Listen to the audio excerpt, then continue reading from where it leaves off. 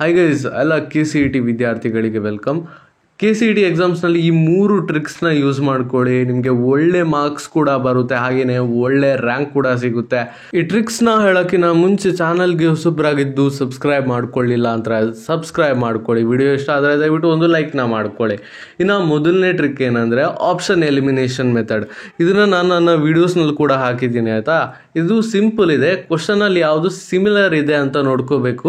And option eliminate ಮಾಡ್ಕೊತ ಯಾವುದು correct option ಇದೆ ಅದನ್ನು ನೀವು ಚೂಸ್ ಮಾಡಬೇಕು. ಸೊ ಇದ್ರ ಬಗ್ಗೆ ಮೋರ್ ಡೀಟೇಲ್ಸ್ ಬೇಕಂದರೆ ನನ್ನ ವೀಡಿಯೋಸ್ನ ಚೆಕ್ ಮಾಡ್ಕೊಳ್ಳಿ. ಸೊ ಇದು ಫಸ್ಟ್ ಟ್ರಿಕ್ ನೀವು ಯೂಸ್ ಮಾಡಬೇಕು. ಈ ಟ್ರಿಕ್ನ ಯೂಸ್ ಮಾಡೋಕ್ಕೆ ನಿಮಗೆ ಕೆಲವೊಂದು ಲಿಮಿಟೇಷನ್ಸ್ ಕೂಡ ಇದೆ. ಲಿಮಿಟೇಷನ್ ಏನು ಗೊತ್ತಾ, ಇದು ಎಲ್ಲ ಕ್ವಶನ್ಗೂ ಅಪ್ಲೈ ಆಗಲ್ಲ. ಕೆಲವೊಂದು ಕ್ವಶನ್ಗೆ ಅಪ್ಲೈ ಆಗುತ್ತೆ. ಆಲ್ಮೋಸ್ಟ್ ಒಂದು 25 to 30 ಕ್ವಶನ್ಗೆ ಅಪ್ಲೈ ಆಗ್ಬೋದು. ಈಗ ಅಪ್ಲೈ ಆದ ಕ್ವಶನ್ ಕರೆಕ್ಟ್ ಆಗೋದಕ್ಕೆ ಒಂದು 70 to 75% ಪಾಸಿಬಿಲಿಟಿ ಇದೆ, ಆಯಿತಾ. ಇನ್ನು ನನ್ನ ಸಜೆಷನ್ ಏನಂದರೆ, ನಿಮಗೆ ಯಾವ ಕ್ವಶನ್ಗೆ ಆನ್ಸರ್ ಗೊತ್ತಿಲ್ವೋ ಆ ಕ್ವಶನ್ಗೆ ಮಾತ್ರ ಈ ಒಂದು ಟ್ರಿಕ್ನ ಯೂಸ್ ಮಾಡ್ಕೊಳ್ಳಿ.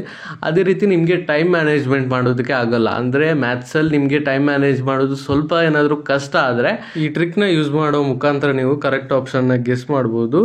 ಇನ್ನು ಸೆಕೆಂಡ್ ಟ್ರಿಕ್ ಏನಪ್ಪ ಅಂದರೆ, ನೀವು ಫಸ್ಟಿಂದ ಏನಾದರೂ ಕ್ವಶನ್ ಪೇಪರ್ನ ಸಾಲ್ವ್ ಮಾಡ್ತಾ ಇದ್ರೆ, ಅಂದರೆ KCET ಯಾವುದೇ ಕ್ವಶನ್ ಪೇಪರ್ ಇರಲಿ ಫಸ್ಟಿಂದ ನೀವು ಸಾಲ್ವ್ ಮಾಡ್ತಾ ಇದ್ದೀರಾ, ಬಟ್ ನಿಮಗೆ ಕರೆಕ್ಟಾಗಿ ಆನ್ಸರ್ ಸಿಗ್ತಿಲ್ಲ, ಅದೇ ರೀತಿ ಡಿಫಿಕಲ್ಟ್ ಅನ್ನಿಸ್ತಾ ಇದೆ ಕ್ವಶನ್ ಪೇಪರ್ ಅಂತ ಅಂದರೆ ನೀವು ಲಾಸ್ಟಿಂದ ಸಾಲ್ವ್ ಮಾಡ್ಕೊಂಡು ಕೂತ್ಕೊಳ್ಳಿ.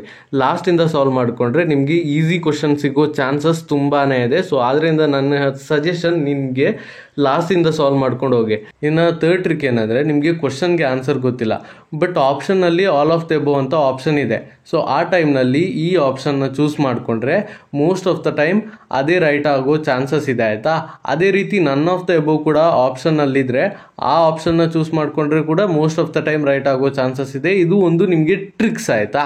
ಇನ್ನು ನೆಕ್ಸ್ಟು ಇದನ್ನು ಎಡಿಷ್ನಲ್ ಟಿಪ್ ಅಂತ ಅಂದ್ಕೊಳ್ಳಿ. ಏನಂದರೆ, ನಿಮಗೆ ಕ್ವಶನ್ ಆನ್ಸರ್ ಗೊತ್ತಿಲ್ಲ ಅಂತಂದರೆ ಬಟ್ ನಿಮಗೆ ಎಲಿಮಿನೇಷನಲ್ಲೂ ಸಿಗ್ತಾ ಇಲ್ಲ, ನನ್ ಆಫ್ ದ ಎಬೋ ಕೂಡ ಇಲ್ಲ, ಆ ಟೈಮ್ನಲ್ಲಿ ನೀವು B ಆಪ್ಷನ್ನ ಸೆಲೆಕ್ಟ್ ಮಾಡಿದ್ರೆ ಮೋಸ್ಟ್ ಆಫ್ ದ ಟೈಮ್ ಅದು ರೈಟ್ ಆಗೋ ಚಾನ್ಸಸ್ ಇದೆ.